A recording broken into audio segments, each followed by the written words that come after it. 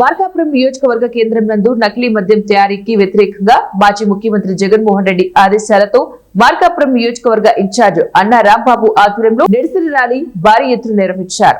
ఈ సందర్భంగా వారు మాట్లాడుతూ కూటమి ప్రభుత్వ నాయకులు నకిలీ మద్యాన్ని తయారు చేస్తూ ప్రభుత్వం ద్వారా రాష్ట్రంలో మద్యం దుకాణాల్లో యథేచ్ఛగా అమ్ముకుంటూ ప్రజల ప్రాణాలతో చెలగాటమాడుతున్నారని, వేల కోట్ల రూపాయలు సొమ్ము తండుకుంటున్నారని టీడీపీ నాయకులు అక్రమార్జనకు తెరతీశారన్నారు. ఎన్నికల్లో చంద్రబాబు నాణ్యమైన మద్యం తక్కువ ధరకు అంటూ హామీ ఇవ్వడం అంటే అక్రమ మద్యం తయారు చేసి అమ్ముకోవడమా అని ప్రశ్నించారు. రాష్ట్రంలోని ప్రతి పల్లెలో బెల్ట్ షాపులు వేలం జరుగుతూ ఉన్నా కూటమి ప్రభుత్వం చూసి చూడనట్లు ఉందని ఎద్దేవా చేశారు. ఈ కార్యక్రమంలో కార్యకర్తలు, పార్టీ నాయకులు భారీ ఎత్తున పాల్గొన్నారు.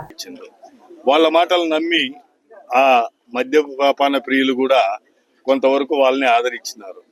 అధికారంలోకి వచ్చిన తర్వాత ఈ రోజు ఏం జరుగుతుంది అనేది చూస్తూ ఉంటే ఈ మధ్యనే అధికారులే బహిర్గతం చేసినారు.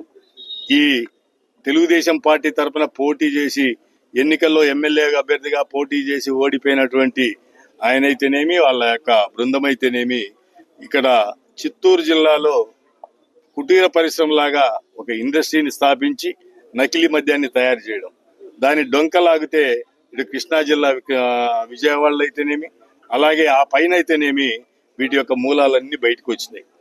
ఈరోజు ఈ కూటమి ప్రభుత్వాన్ని డిమాండ్ చేస్తా ఉన్నాం.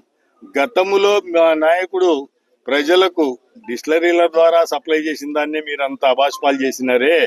ఈ రోజు మీ నాయకుడు దాంట్లో మీ పార్టీకి చెందినటువంటి పెద్దల సహకారంతో రాష్ట్ర వ్యాప్తంగా ఈ నకిలీ మద్యాన్ని ఉత్పత్తి చేస్తూ ప్రజల జీవితాలతోటి, ఆ తాగుతున్నటువంటి వ్యక్తుల యొక్క జీవితాలతోటి ఆట ఆడుకుంటుంది. వాస్తవమా అవాస్తవమా? మీరు దీని మీద నిన్నటి రోజు సిట్ వేసినారు. సిట్ కాదు, అంతకు ముందే వైఎస్ఆర్ కాంగ్రెస్ పార్టీ డిమాండ్ చేస్తా ఉన్నింది సిబిఐ ఎంక్వైరీ జరపాలని. మీ పరిధిలో ఉన్నటువంటి సిట్ ద్వారా మీరు ఏం తేలుస్తారు? ఇప్పటి వరకు సిట్లు వేసిన ఎన్నో ఉన్నాయి, ఏ ఒక్కటన్నా పరిష్కారం అయిందా? ఏది కాలేదనేది చరిత్ర చెప్తా ఉంది. కాబట్టి వైఎస్ఆర్ కాంగ్రెస్ పార్టీ ఈరోజు ప్రజల పక్షాన డిమాండ్ చేస్తా ఉన్నింది. ఇది ప్రజల ప్రాణాలకు చెందినటువంటి విషయము. తెలుగుదేశం పార్టీ కూటమి ప్రభుత్వంలోని కొందరి పెద్దల యొక్క ప్రమేయంతో ఈ నకిలీ మద్యం అనేది ఈ రీతిగా తయారైతా ఉన్నింది. దీని ద్వారా ప్రజలకు ఆర్థికంగా పక్కన పెట్టి ఆరోగ్యకరంగా ప్రాణహానికి వాటిల్లుతుంది. కాబట్టి వారి ఆరోగ్యాలు క్షీణిస్తున్నాయి. కాబట్టి దీని మీద సిబిఐ ఎంక్వైరీ ఖచ్చితంగా జరపాలి. సిబిఐ ఎంక్వైరీ జరిపి అందులో ఎంతటి పెద్దల దోషులున్నప్పటికీ కూడా వారందరినీ కూడా శిక్షించాలి. అలాగే గౌరవ ముఖ్యమంత్రి గారు నిన్నటి రోజు సిట్ వేయడం